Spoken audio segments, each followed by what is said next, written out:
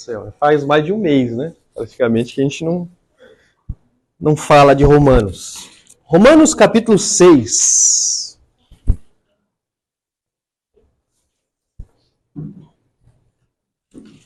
A partir do verso 15 até o verso 23. Só que a gente vai estudar só até o verso 19, perdão. Romanos 6. Romanos 6 a partir do verso 15, gente. A gente vai entrar no segundo argumento de Paulo, no capítulo 6 de Romanos. Vem? Todos encontraram? Encontrou tu? Aí. Romanos 6, a partir do verso 15, diz assim a palavra do Senhor. E daí? Havemos de pecar porque não estamos debaixo da lei, sim da graça? De modo nenhum. Não sabeis que daquele a quem vós ofereceis como servos para a obediência, desse mesmo é que obedeceis sois servos, seja do pecado para a morte, ou da obediência para a justiça? Mas graças a Deus, porque outrora escravos do pecado, contudo, viesses a obedecer de coração a forma de doutrina a que fosses entregue. E uma vez libertados do pecado, fosses feitos servos da justiça. Falo como homem por causa da fraqueza de vossa carne. Assim como oferecestes os vossos membros para a escravidão da impureza e da maldade para a maldade, assim ofereceis agora os vossos membros para servirem à justiça para a santificação. Porque quando eres escravos do pecado, estavais isentos em relação à justiça. Naquele tempo, que resultado colhestes? Somente as coisas de que agora vos envergonhais, porque o fim delas é morte. Agora, porém, libertados do pecado, transformados em servos de Deus, tende o vosso fruto para a santificação e, por fim, a vida eterna. Porque o salário do pecado é a morte, mas o dom gratuito de Deus é a vida eterna em Cristo Jesus, nosso Senhor. Amém? Vamos orar? Pai Santo, Pai bendito, graças te damos por essa noite, ó Pai, ao qual podemos, ó Pai, estar em volta da sua palavra, ouvi-la. E, ó Pai, que o Senhor possa falar a cada um de nós nesta noite. Que o Senhor possa tomar cativos mentes e corações em obediência à tua santa palavra. E que o Senhor possa nos moldar cada vez mais na imagem do teu Filho, Senhor. É o que nós te pedimos e te agradecemos em nome de Jesus. Amém, queridos. Hoje nós continuamos, então, nosso estudo na carta de Paulo aos Romanos. E eu intitulei essa mensagem de o destino para qual se dirige minha alma. Né? Nós vamos falar dessa questão de destino, para onde a gente está se dirigindo. Né? E esse destino para o qual se dirige nossa alma, nós temos que analisá-lo para onde estamos indo. Se a gente conhece o caminho, né? Ou se a gente está em direção a esse destino de maneira errada, e a gente às vezes nem entende por quê. A gente está se dirigindo para lá. Para falar sobre isso, eu lembrei de uma coisa que ocorreu comigo quando eu estava no Brasil ainda. Né? Uma tarde lá, um amigo me liga, meio desesperado. Eu não sei se vocês já moraram em São Paulo. Lá tem a Barra Funda, a central ali da onde se divide todos os trens, o metrô e ônibus que saem dali ali para outras regiões de São Paulo e também para fora de São Paulo. Né? Para o interior e até mesmo para o norte, para o sul e por aí vai. Né? Ele estava trabalhando no centro lá e passou lá na Barra Funda para ver se tinha passagem se eu não me engano, era para o Maranhão. Alguma coisa assim, ele ia buscar a noiva dele para ele se casar. E ele me liga desesperado. Ô, irmão, e tal. Poxa, eu estou aqui na Barra Funda, aqui, vim ver aqui o preço das passagens, encontrei uma passagem em conta. E só que o ônibus sai daqui a mais ou menos 3 horas. Só que eu estou sem minhas malas, e certamente você deve saber que uma viagem de São Paulo até o Maranhão dura dias, né, de ônibus. E ele pediu, por favor, passa lá na minha casa, lá minha avó está lá, ela já deixou a mochila, as malas prontas. Por favor, traga minhas malas para mim, porque não vai dar tempo de eu ir e retornar para pegar o ônibus. E eu já comprei a passagem, né? Ele ligou desesperado e eu fui lá correndo, ele morava perto, peguei lá as malas dele e fiquei esperando. Só que não sei se você sabe, lá os pontos de ônibus não tem o horário dos ônibus, né? Às vezes você ligava lá na central, Falou, ó, que hora passa tal ônibus na rua tal, tal, tal. Aí eles davam a informação para você. Ou você ficava esperando. E eu fiquei esperando lá, ansioso. Falei, poxa, não vai dar tempo, né? Eu não posso demorar. E veio o primeiro ônibus. Na hora que veio o primeiro ônibus, com destino ao centro, eu já peguei, subi no ônibus e foi. Graças a Deus vai dar tempo. Só que do nada o ônibus tomou uma rota diferente que eu não acostumei, não era acostumado a tomar. E eu me assustei. Eu estou dirigindo por um destino, só que você conhece o caminho das pedras, né? Você conhece o caminho que você sempre passou, os ônibus sempre passavam por ali, e ele tomou uma rota totalmente diferente, ele deu uma volta. Assim, passou por uma outra cidade, era um ônibus intermunicipal, e eu me assustei. Eu falei, meu Deus, o caminho é pro centro, é para lá, gente, ele tá indo para trás. E eu fiquei assustado, né? Falei, e agora, o que eu faço? E ele passou por toda outra cidade, uma outra cidade lá, a cidade de Jandira, deu a volta até para ir para a minha cidade novamente e ir até o centro. Dali eu ia pegar o trem para Barra Funda. Falei, meu Deus, né? Só que você se assusta, porque você está indo em direção a um destino, só que você toma uma rota diferente que você nunca viu. Aí você fala, poxa, não é a rota que eu costumava tomar. E você se assusta com isso. Mas graças a Deus deu tempo de chegar lá, tal, entreguei as malas, ele foi lá e casou. Graças a Deus, né? Mas esse é o ponto. A questão de a gente estar indo para um destino. Só que Deus, ele nos deu o caminho pelo qual a gente vai traçar. Pelo que a gente vai passar, né? E quando a gente está indo para um destino e toma uma rota diferente, né, a gente tem que tomar ciência. Opa, peraí, esse não é o caminho que Deus determinou para que eu caminhe, né, para chegar até Ele. E aí a gente vai falar sobre isso hoje nessa questão de Romanos. Certo? Destino para qual se dirige minha alma. A verdade central para vocês lembrarem do texto que a gente leu. Você pertence àquele a quem você obedece. Você leu um pouquinho aí já em Romanos, você percebeu isso. Você pertence àquele a quem você obedece. E nós estamos falando de dois senhores. Vocês lembram o que a gente começou a estudar em Romanos 6? Paulo está trazendo um argumento sobre a questão ali de que o cristão ele foi transformado, ele foi acometido pela graça, ele não vive mais para si mesmo, mas vive para Deus. Né? E aí ele entrou naquela questão da santidade, que não tem como o indivíduo que foi acometido por essa graça viver no pecado, por quê? Porque ele morreu com Cristo. Ele foi unido a Cristo quando Cristo morreu. Isso se deu quando você creu, quando você depositou fé em Jesus, você morre para si, para os seus pecados, para o Senhor pecado, e o ressurge, ressuscita para uma nova vida com um novo Senhor, que é o nosso Senhor. Né?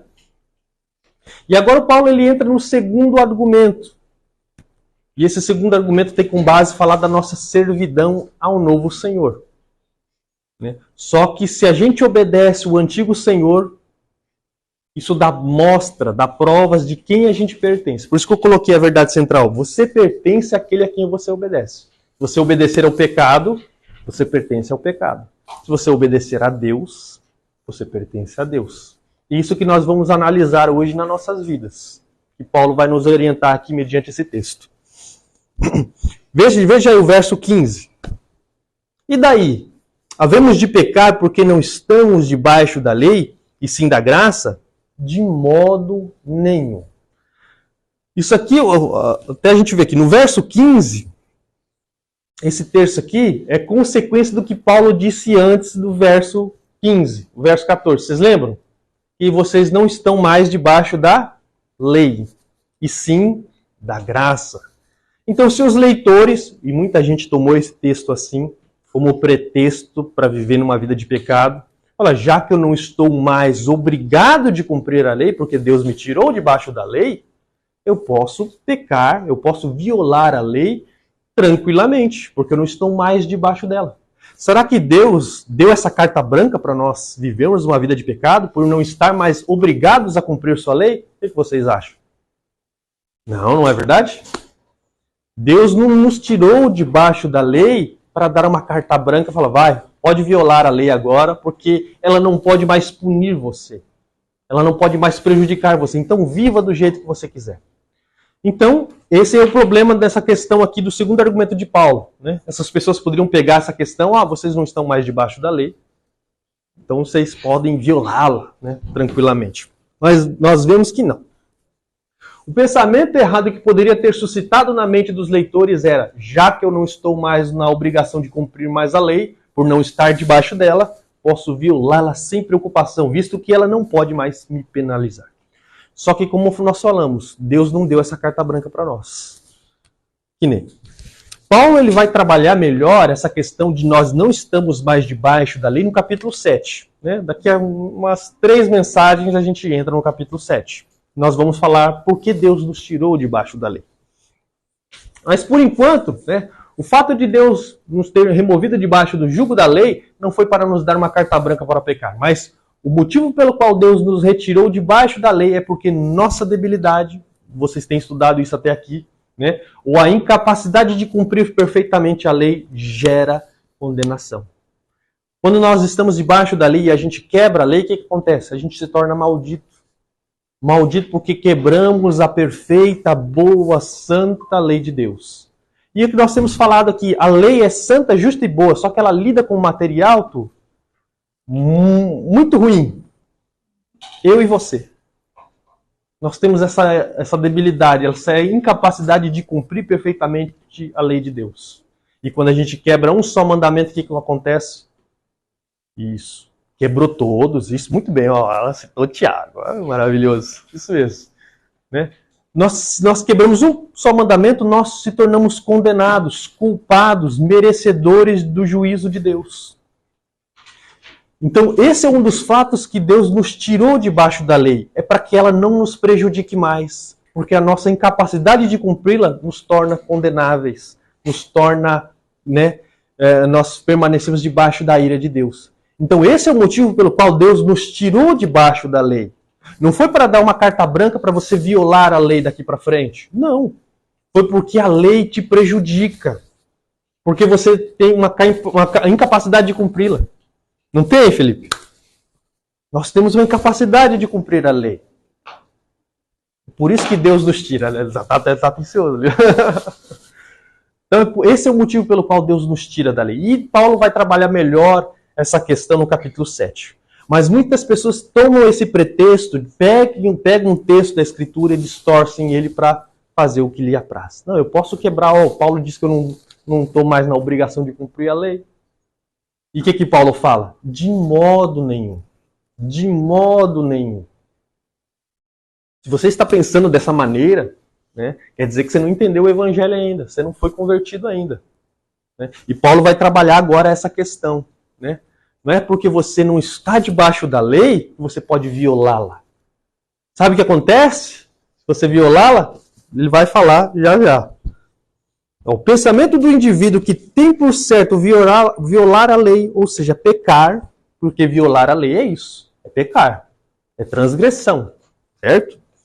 Desconheço o fato de que aqueles que se entregam ao pecado demonstram que a quem realmente eles pertencem, ou seja, ao Senhor pecado.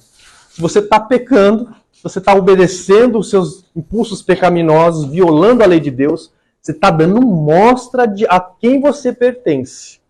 Não é o Senhor, Criador dos céus e da terra. Não. É outro Senhor. E a gente entra no primeiro ponto aqui, a questão dos traços de pertencimento. Nós vamos ver aqui a questão, né? Os traços que demonstram a característica daquele servo. Aquele servo, ele mostra traços de pertencimento a um Senhor. E é o que a gente vai ver um pouquinho aqui hoje. Verso 16. Olha só o que diz. Não sabeis que daquele a quem vos ofereceis como servos para a obediência, deste mesmo a quem obedeceis sois servos, seja do pecado para a morte, ou da obediência para a justiça. Se você lembra do estudo passado em Romanos, eu falei que você, a todo tempo, você está se oferecendo para alguém. O seu corpo é um instrumento na qual você se oferece. A todo tempo, eu até falei sobre essa questão, a todo tempo você se oferece. Você se oferece para o seu marido, né? O seu tempo, você se oferece ali para o seu chefe no trabalho, você está usando ali seus membros para trabalhar, né? Para receber ali a recompensa no final do mês, né? Você se doa para os seus filhos, você se doa para alguém quando você está fazendo alguma comida e para ele e tal, por aí vai. né? E nossos membros, a gente até falou isso no último estudo, que os seus membros têm que ser membros de justiça, ou seja, para promoverem a justiça de Deus. E Paulo aqui, nessa questão da servidão, ele vai falar isso. A quem vocês se oferecem, a quem vocês obedecem, a quem vocês apresentam os seus membros, né, mostram de quem a quem vocês pertencem. Que nem a questão aqui, ó. Boa parte do mundo antigo tinha essa questão de escravidão, né? E a escravidão geralmente era por espólio militar. O que acontecia? Alguém lá ia vencer uma nação e os espólios, as pessoas, né, eram levadas como escravas. Porque vocês perderam a guerra, agora vocês se tornaram nossos escravos. Mas tinha uma outra questão de você se tornar escravo, que era a questão de você se oferecer. Ou seja, por causa da sua extrema pobreza, você ficou na miséria e tal. Aí o que você faz? Você se vende ou você se doa como escravo para algum senhor, né? Para você não morrer de fome, né? E por aí vai, né? E é a mesma coisa aqui. Quando você se oferece a alguém, você se torna servo desse alguém. Como Paulo falou, do pecado para a morte, ou de Deus, ou da justiça para Deus. Então, aquele a qual você presta obediência é aquele a quem você realmente pertence. Eu acho muito interessante Lutero. Lutero tem uma frase assim, ó. O homem, ele é uma besta. Né? A besta é o que aqui? É um cavalo, tá? Eu tomo por cavalo, pelo que ele fala posteriormente. O homem, ele é uma besta, um cavalo. Ou ele está sendo montado por Deus, ou pelo diabo. Então não tem via média. Ou você pertence a Deus, ou você pertence ao diabo. Isso é demonstrado pela sua obediência. Se você obedece o pecado, você pertence ao Senhor pecado, você pertence ao diabo. Mas se você pertence a Deus, você é obediência a Ele, você anda em santidade, por aí vai, que a gente tem falado tantas e tantas vezes aqui, você dá mostra, traços de pertencimento àquele Senhor, ao Senhor soberano do universo. Certo? E olha, veja bem nesse verso 16. Leia aí novamente. Não sabeis que daquele a quem vocês se ofereceis como servos para a obediência, deste mesmo a quem obedeceis sois servos, seja do pecado para a morte ou da obediência para a justiça. Aí entra aqui a questão, porque tem uma consequência a quem você obedece. Tem uma consequência. Se você serve o pecado leva à morte. Se você serve o que? A justiça, é a palavra aqui, né? Você é obediência do pecado para a morte ou da obediência para a justiça. Então tem uma consequência você obedecer o pecado. Que é aquela questão que eu coloquei aqui. Né? Aquele a quem você está ligado define o seu destino. Define o seu destino. Imagina você, não sei se vocês já andaram de navio por aqui, aqueles ferry que vai para Miyajima, Hiroshima, né? Ou para Etajima e por aí vai. Né? Você entra lá, você compra o ticket e tal. Aí você vê que, como eu falei, toma um destino, um outro destino. E ele vai te levar para esse outro destino desconhecido, que não era para qual você queria ir. Por quê, gente? Não tem como a gente estar em dois barcos, até coloquei ali, ao mesmo tempo. O barco do céu e o barco do inferno. Não tem como. Né? Não sei se você já colocou o pé em dois botes, você já sabe que você não vai ficar. E ainda mais se esse navio ou esse bote tiver destinos diferentes. Ou destinos contrários. Não tem. Se você está em um, você está seguindo para um destino. Se você está em outro, você está seguindo para outro, lado contrário. E por aí vai. Por isso que eu falo, a quem você está ligado define o seu destino. Pense nisso. Se você é obediência aos seus pecados, ao seu ser pecaminoso, ao Senhor pecado, o seu destino está traçado. O seu destino é, de fato, debaixo da ira de Deus. Mas se você é obediente a Deus, obediente à justiça, você serve a Deus. Por isso que eu falo, traços de pertencimento. É aí que nós olhamos para nós e vemos como a gente está andando, como a gente está caminhando, a quem nós temos obedecido diariamente. Ao Senhor ou a Deus. Porque eu sempre falo para vocês têm que parar e meditar na vida de vocês. Para como vocês estão andando. Vocês estão andando em santidade, crescimento espiritual. A gente está até falando da irmã Aline, questão do livro lá, crescimento espiritual. que a cada dia, semana, mês, ano, nós crescemos a imagem do nosso Senhor Jesus. Porque a gente vai aprender aqui a questão, a gente não... Tanto se você pertence a um ou a outro Senhor, você não fica estagnado, você tem um desenvolvimento. Ou na maldade ou na santidade. A gente vai ver isso já já. Até coloquei aqui, ó, o desespero veio ao meu encontro, pois eu cometo pecado. Vocês cometem pecado? Vocês são tranquilos, vocês não pecam mais? A gente sabe que a gente tem esse ímpeto, né? A gente não consegue refrear isso. Invariavelmente a gente comete uns deslizes. Quer dizer então que eu não pertenço a Deus? Poxa, eu vou com meu irmão, cometo pecado, lascou. Eu não pertenço a Deus mesmo. Né? Então por isso que eu falo, por isso que eu coloquei, o desespero veio até mim, bateu a minha porta. Por quê? Eu peco. Não quer dizer que eu não pertenço a Deus. Aí, como eu coloquei, se você tem se entregado sem reservas, sem luta, sem peso na consciência ao pecado, certamente não pertence a Deus. Mas se pelo contrário há uma luta constante contra o pecado, isso diz que verdadeiramente é servo de Deus. Então, o que acontece quando você peca? Você peca desenfreadamente, sem peso na consciência, né? Sem mal-estar, né? Você tem a mente cauterizada e peca, torta direita, tranquilo. Lembra o porco lá que rola na lama e não quer sair de lá? Então, se é assim, sinto dizer, o seu destino não é o céu. Não é o céu. Por isso que eu falo, traços de pertencimento, é olhar para nós mesmos e vermos as marcas que refletem a quem a gente pertence. A Deus ou ao Senhor pecado. Sempre tenham isso em mente. Sempre. Segundo, origem de ambas as servidões. A servidão ao pecado e a servidão a Deus. Quando elas começam em um tempo. Você sabe quando?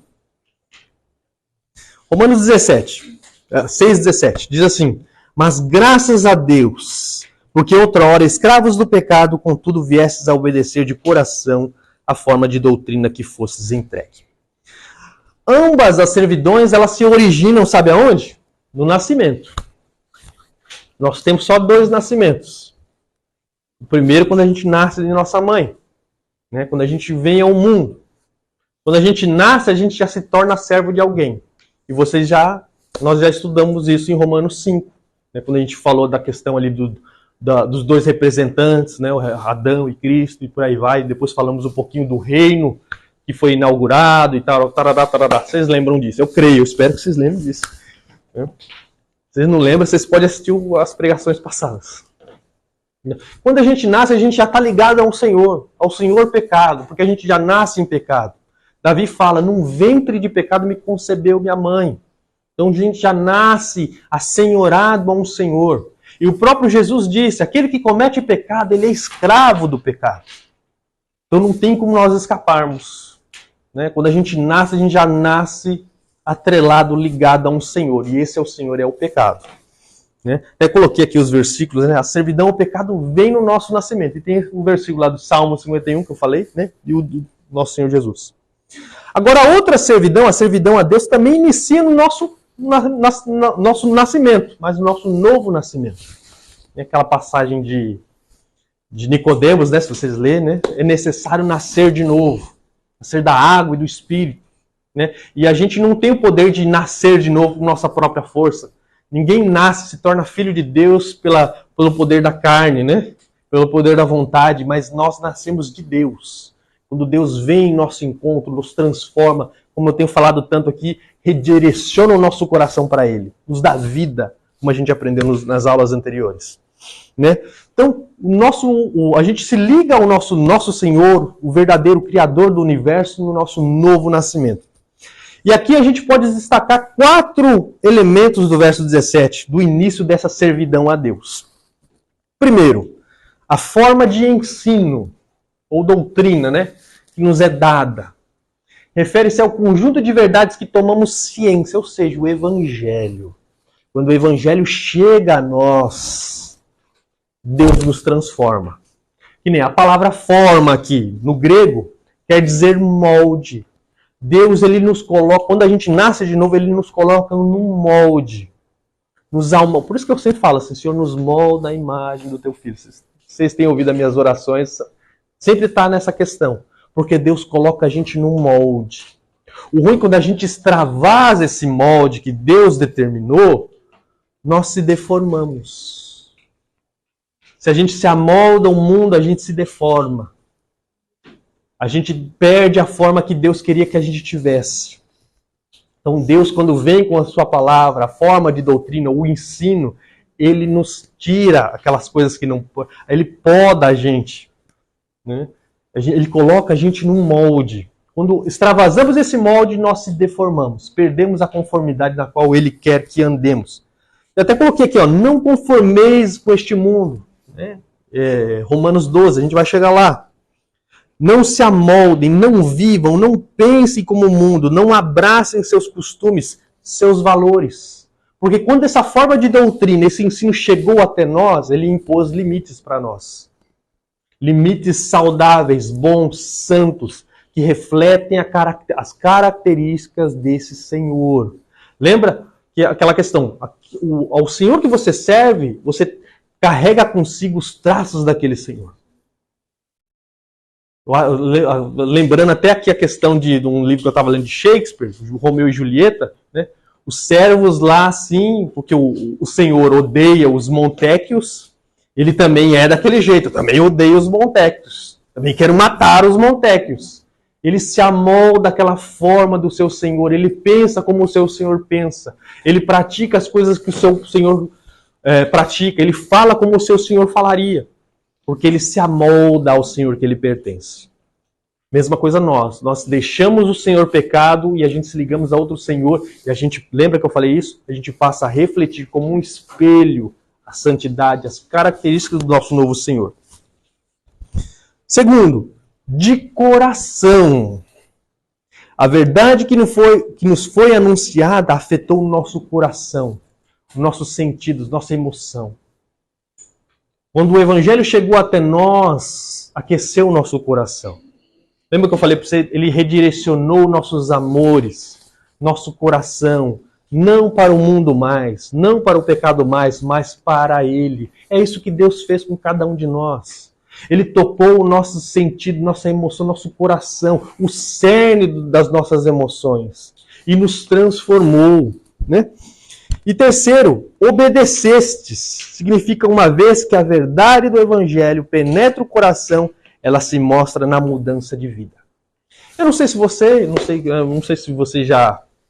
Eu ia pegar o Hiro, mas o Hiro é esbelto. Então, né? Imagina um rapaz gordinho, né? Ele é sedentário, não sai, não faz exercício, não faz nada. E a mãe fica lá, filho, você tem que fazer exercício, você tem que fazer isso, fazer aquilo, sua saúde e tal. E ele lá, não quero. Tal. Só que ele se apaixona. E quando ele se apaixona, as coisas mudam. Ele quer fazer academia, ele quer se tornar mais esbelto, bonito para o seu amor. O que mexeu com ele não foi as palavras e tal, mas foi os sentidos, porque quando veio aquele sentimento, aquele amor, isso moveu as suas ações. A mesma coisa acontece conosco, quando Deus chega até nós, Ele conquista o nosso coração, nós agimos e nós obedecemos de coração a forma de doutrina, a forma de ensino que nos foi entregue. E é de coração, gente, que a gente faz isso. Então, está atrelado, nessa questão, está atrelado a um viver em obediência. Ativo. Se a passividade predomina na prática da piedade, certamente indica fortemente que o que impera em você é o lado sombrio da força. Eu não deixei, eu falei, não, eu tenho que pegar isso, tem que colocar. Por isso que eu falo, traços. Você não pertence ao lado bom da força, está do lado mal, maligno. Por isso que nós temos que ver sempre como estamos caminhando. Se a gente tem uma obediência ativa, uma vida ativa na piedade, isso mostra a quem a gente pertence, gente. A gente não pertence mais àquele déspota, tirano, que nos prejudicava a cada ordem que ele nos dava. Não, a gente não pertence mais a ele. A gente pertence ao nosso Senhor. E ele conquistou o nosso coração maravilhosamente, que a gente não consegue passar um dia sem obedecê-lo de coração, de bom grado. É isso que ele fez conosco. Isso que ele fez conosco. E quarto, Graças a Deus. Todo esse processo acontece em virtude da graça de Deus. Se não fosse Deus, nós estaríamos ainda no lamaçal do pecado, servindo ao Senhor pecado. Tudo isso decorreu porque o nosso Senhor veio até nosso intermédio. Nos trouxe com cordas de amor para si, para viver para Ele, para o louvor da glória dEle. Tudo isso se dá em Deus, gente. A salvação pertence a Deus. Ele veio até nós com amor e graça e conquistou-nos pelo seu amor. Mexeu com nossas emoções, nossos sentimentos. Como eu não vou servir um Senhor assim? Que fez tudo por mim, que me salvou, que me deu graças, que me sustenta todos os dias. Esse é o meu Senhor. Eu pertenço a Ele e eu quero refletir dia após dia as características do meu Senhor. Isso dá prova, esses são os traços de pertencimento que eu tenho falado aqui para vocês. Se deu nessa origem do novo nascimento. Quando eu nasci da minha mãe, eu já nasci no pecado, com um Senhor ditando as regras, me orientando a fazer as suas maldades. E ele deu, a gente até falou, ele deu uma ordem para nós, siga o seu coração. E com isso não precisou mais nada. Eu seguindo o próprio coração, eu só declino mais na podridão, no lamaçal do pecado. Mas Deus olhou para mim e para você. Veio até nós e nos lavou. E não só foi o externo, ele penetrou no âmago da nossa alma, conquistou o nosso coração para Ele. Para Ele. Por isso que eu falo, glória a Deus porque Ele veio até nós. Terceiro ponto, refletir nas características do novo Senhor. Uma vez libertado do pecado, fostes feitos servos da justiça. Gente, a gente foi liberto da culpa, do domínio do pecado. Deixamos de refletir o antigo Senhor. Agora, ligados ao outro Senhor chamado justiça, refletimos suas características. Sempre e sempre. Olha só o que 1 João diz. Se sabeis que Ele é justo, reconheceis também que todo aquele que pratica a justiça é nascido dele. Ou seja, do Senhor. Todo aquele que pratica a justiça é nascido dele. Porque você vai refletir no seu caráter, na sua vivência, sempre e constantemente, as características do seu Senhor. Todos os que realmente nasceram de novo, consequentemente, exibirão as características da justiça de Deus. Constantemente, num viver piedoso, caridoso, dócil. Né? Você já leu o Sermão do Monte, você vê ali as características do cristão. Né? Eu estava falando com a irmã Janaína, né? ela comprou aquele livro do Paulo Júnior, O Perfil do Verdadeiro Crente, o Perfil do Verdadeiro Cristão. Falando ali das características que emanam do verdadeiro cristão, daquele que é servo de Deus verdadeiramente. Leiam, né, o Sermão do Monte e tentem encontrar aquelas características em vocês. Olha só o que Pedro diz, né? Bendito Deus e Pai de nosso Senhor Jesus Cristo, que segundo a sua muita misericórdia nos regenerou para uma viva esperança, mediante a ressurreição de Jesus Cristo dentre os mortos. Verso 3 a 16. Por isso, cingindo o vosso entendimento, sede sóbrios e esperai inteiramente na graça que vos está sendo trazida na revelação de Jesus Cristo. Como filhos da obediência, não vos amoldeie às paixões que tinhas anteriormente na vossa ignorância. Pelo contrário, segundo é santo aquele que vos chamou, tornai-vos santos também vós mesmos em todo o vosso procedimento. Porque está escrito, sede santos, por quê? Porque eu sou santo. Então você pertence a Deus, que é santo. 3 vezes santos, como diz lá Isaías. Então você tem que refletir o caráter de santidade do seu Senhor. Você só vai conseguir isso com o quê? Buscando ao Senhor.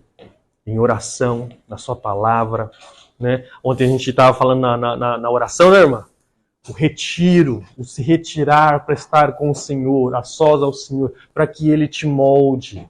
Né? E para isso, né, reserve um cantinho lá na sua casa, para um cantinho de oração. Ali é onde eu falo com Deus, ali é onde o Senhor vem me moldando, vem tratando comigo. Que a gente possa ser assim, né? Se retirar desse mundo inquieto, agitado, né? E remover tudo aquilo que nos impede, né? Que não deixa nos aproximar mais de Deus e ficar somente com Ele e ali sermos trabalhados em nosso coração. E quarto, desenvolvimento de ambas as servidões. Como eu falei para vocês, essa servidão, gente, tanto ao pecado como a Deus, ela não permanece inalterada.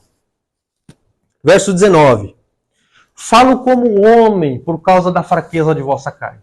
Assim como oferecesseis os vossos membros para a escravidão da impureza e da maldade para a maldade, assim ofereceis agora os vossos membros para servirem à justiça, para a santificação.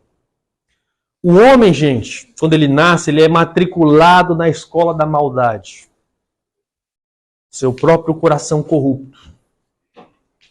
Enternecido pelo pecado que o corrompeu desde o Éden. Herança de Adão, como vocês sabem. O homem foi matriculado na escola da maldade. E ele se desenvolve, gente.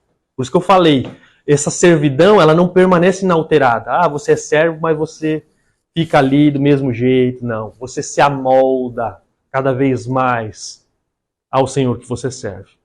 Então, como ele falou assim, do pecado, da maldade para a maldade, cada vez mais. E Paulo fala aqui, ó, falo como homem por causa da fraqueza da vossa carne. Ou seja, eu estou usando uma analogia humana a fim de socorrer a fraqueza do vosso entendimento. E qual que é essa analogia? Olha, é forte isso aqui, tá? Com a mesma intensidade que outra hora você se entregava ao pecado, você lembra disso? Você se lembra quando você se entregava ao pecado antes de se converter? Né? Do mesmo jeito que você se entregava a mesma intensidade que outra hora você se entregava ao pecado e se tornava cada vez mais perverso, faça a mesma coisa para servir a Deus e progrida na santidade. Aquele mesmo ímpeto que você tinha para pecar, né? Aquela perversidade, aquela voracidade, e empregue agora esse mesmo impulso que você tinha ontem para servir a Deus. Por isso que Paulo fala, ó, me perdoa, mas eu vou usar aqui, né? Eu vou falar por causa da fraqueza da vossa carne. Eu vou pegar uma analogia aqui, porque é muito forte. Do mesmo jeito que você se devotava ao pecado, pegue essa mesma voracidade e sirva a Deus de agora em diante. Será que a gente consegue? Será que a gente pode fazer isso? A gente pode servir mais intensamente o nosso Senhor, Criador dos céus e da terra, do que o antigo Senhor pecado? Olha só o que Hernandes Dias Lopes fala. Sob o reinado do pecado, o homem fazia provisão para agradá-lo. Agora, sob o reinado da graça, deve usar no mínimo o mesmo empenho para viver em santidade. Não podemos ser menos consagrados a Deus que um ímpio é dedicado ao pecado. O mundo investe na promoção de suas causas. O pecador vira noites para satisfazer suas paixões. Dedica sua vida, seu tempo, seu dinheiro para agradar ao seu Senhor. Depois de convertidos, libertos e salvos, teríamos nós uma dedicação inferior quando se trata de agradar ao Senhor? Será que fomos mais dedicados ao diabo ontem do que somos a Jesus hoje? Olha só como ele coloca. E aí, o que você me responde depois de uma dessa? Você tem se devotado a Deus com tanta intensidade como, no mínimo, que ninguém fala, no mínimo, sermos mais dedicados ao nosso Senhor do que a gente era antigamente ao pecado. Será que a gente pode? Será que a gente consegue? É um dever nosso. É um dever nosso. Lembre disso, sempre disso. O que a gente pode aprender com esses textos de hoje? Primeiro, aprendemos que Deus não nos retirou debaixo da lei para dar-nos carta branca para o pecado. E é aquela questão de usarmos o texto da Bíblia como um pretexto para satisfazer os nossos anseios pecaminosos. É trazer o livro santo para o mal. Eu não sei se vocês lembram uma certa vez um pseudo-pastor, né? No Brasil lá, ele leu um texto errado e trouxe aquilo para uma prática pecaminosa, né? vai lá, toma a amada do seu amigo e adultera. Ele leu errado o texto, que está falando que a mulher é uma adúltera. E ele tomou para si aquilo, ele trouxe o livro santo para a sua prática pecaminosa. Tomou aquele texto como um pretexto para satisfazer os seus próprios desejos maus. Lembre-se, você está trazendo um livro santo para isso. Por isso que nós devemos aprender a ler, né? Que o erro desse homem foi essa questão, ele não soube ler. E outra, ele esqueceu do restante da escritura que fala não adulterareis. E por aí vai. Mas é o que acontece aqui, que pode acontecer. E tem gente que toma o texto da Bíblia, como eu não estou mais debaixo da lei, eu posso violá-la tranquilamente, porque eu não estou mais debaixo dela. Mas Paulo disse lá no começo, de modo nenhum, gente. E ele fala, vocês estão querendo violar a lei? Você quer pecar? Saiba que por causa da sua obediência, a violação da lei aos seus pecados, você dá mostra a quem você pertence. Não é a Deus. Você pertence ao lado negro da força. 2. Aquele a quem obedecemos revela quem é nosso Senhor. Se há uma entrega, gente, de novo, sem reservas ao pecado, sem luta contra o pecado, isso está dando mostra a quem você pertence. Mas se há uma luta constante, diária, né, de ler, de orar, de se santificar, de se exercitar na piedade, como Paulo fala. Isso dá mostra a quem você realmente pertence. É o Senhor do universo. É o Senhor que te amou, te buscou, te salvou, te lavou, te remiu. Lembra disso, traços daquele a quem você pertence. Nossa servidão começou no nosso nascimento. Essa servidão é marcada pelas características do nosso Senhor. Seja ele o pecado ou o verdadeiro Senhor. Quais características temos refletido? Você, lembre, você tem que fazer que nem aquela mulher, acho que é a Sulamita, olhou para Eliseu. Ali vai um homem de Deus. Sabe que quando as pessoas olham para você, eles falam isso? Ali vai um homem de Deus. Ali vai uma mulher de Deus. Você viu como aquela pessoa se comunicou, falou, conversou? Você viu o seu linguajar? Você reflete a santidade do Senhor nas suas vidas? As pessoas têm visto isso em você? Porque você tem que fazer a diferença, gente. Você é luz do mundo, você é sal na terra, como o nosso Senhor disse. Você tem que fazer a diferença. Você está influenciando ou se deixando influenciar? Lembra que a gente falou no último estudo sobre a questão de Romanos? Instrumentos de justiça? Lembra disso, você é um instrumento sobre essa terra. Eu sempre falo, você é uma arca da aliança ambulante. Você leva a presença de Deus aonde você vai e você abençoa. Você faz a diferença. Onde você chega, chegou o Evangelho, chegou a graça, chegou a presença de Deus. Então tenha isso sempre em mente. 4. Em nenhuma das servidões o servo permanece inalterado. Ele irá crescer ou em maldade ou em santidade. Em qual estado você se encontra hoje? O horário, perdão. Está acabando já. É o último. Em qual estado você se encontra?